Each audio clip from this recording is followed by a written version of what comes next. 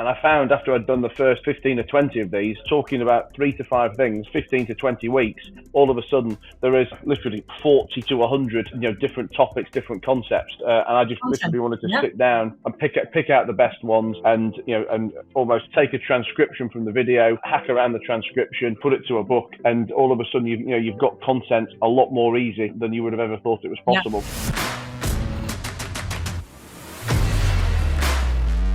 I've probably got 4 or 5partially finished books. Like genuinely, I don't mean like ideas I've had, like ones that I've actually started and never gotten any further. And it's either ones I've done myself or something I've done as a bit of a kind of a co-writing, ghost author type stuff. And for various reasons, it always comes down to time. I've just never quite gotten them over the edge. Yeah. But my 2023 plan, I was about to say 2022, but my 2023 plan is definitely to get at least one of them printed. I've actually, because I'm just launching a new website at the moment for our finance business, which is Funding Guru, and that's our brand that talks to borrowers. And about literally 4 years ago, I actually did write and print as a PDF version, basically everything you need to know about how to fund your business. But I'd never got around to publishing it to sell it or publish it to give it away or whatever I was going to do. But I want to have it as a resource on this new website. And literally just this morning, I dug it out to say, right, I've got to find some time this weekend to go through this, make any of the tweaks I want to do. I mean, talk about writing. I mean, I keep a reasonably regular blog, and I do write a lot of my own stuff.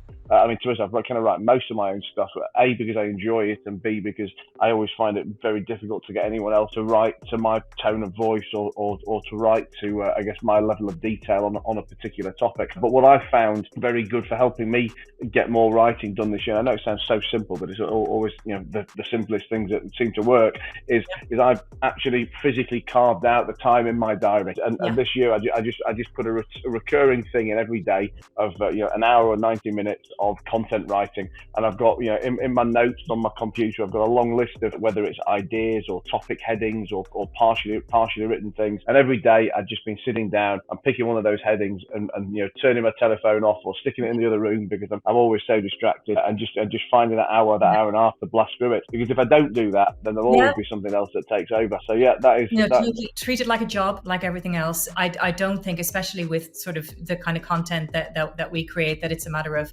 writer's block or waiting for inspiration or anything like that. No, have your structure. And if you have, 10 chapters to write, it's fine on the day to go, what, my energy is telling, I feel like writing about this right now. That's fine. Do that. Go where you feel like you've got something to say. But I think blog writing is great as well. If you write a 1,500 word blog, if you write 10, 15 of those, you've got a book, right? Each blog post is a chapter. And I think your point clearly about carving out time and being free of distraction is something. Sometimes cues help. So I play music, right? So I find for me, Ludovico Einaudi, it just is the perfect calming backdrop. It's my signal. It's kind of like my Pavlovian signal that I need to sit down and write and that sort of thing, and just develop that habit, over and over again. And even if on a particular day you're writing a paragraph, this is rubbish, fine, we'll edit that paragraph out later, but just get started.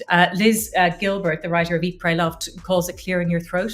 Just start writing, even if the first couple of sentences are like, oh God, fine, you're just clearing your throat. You're just getting started, and then just keep going.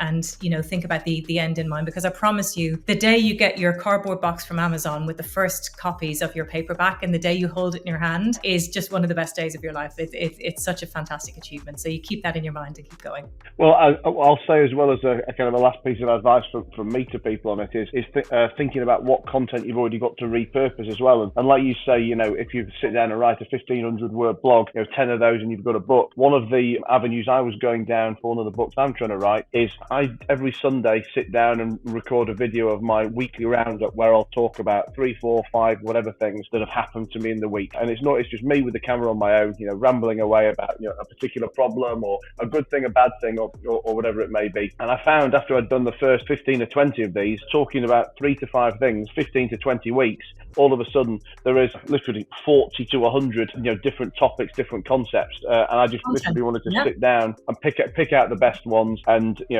almost take a transcription from the video, hack around the transcription, put it to a book, and all of a sudden you've got content a lot more easy than you would have ever thought it was possible. Yeah, different people work different ways. Some people love dictation software that works for them. It does need a bit of a QA afterwards for errors and that kind of thing. But no, it can totally work to get your thoughts down that way. I personally have no problem typing. That works for me. But it very much depends on the person. And I think the other thing as well, and I want to almost correct something that I said, because, it used to be the kind of perceived wisdom that you sort of have to write 35,000 words minimum for it to be a book, right? For it to kind of stand up, to have a spine thick enough, all that kind of thing. But actually, in the age of ebooks and in the age of how to, and we learn via TikTok now, and we learn via Facebook Shorts and all that kind of thing, or sorry, YouTube Shorts. It doesn't have to be that way. I mean, Matt, like if you're looking for an answer to something and the answer is in a 20-page pamphlet or it's in a 1,000-word document, that's all you need, right? And so I don't think there is even that high bar. It's obviously quality over quantity, right? If you're solving a need, if you're answering a question that other people have, then that has value and that's worth putting out in the world.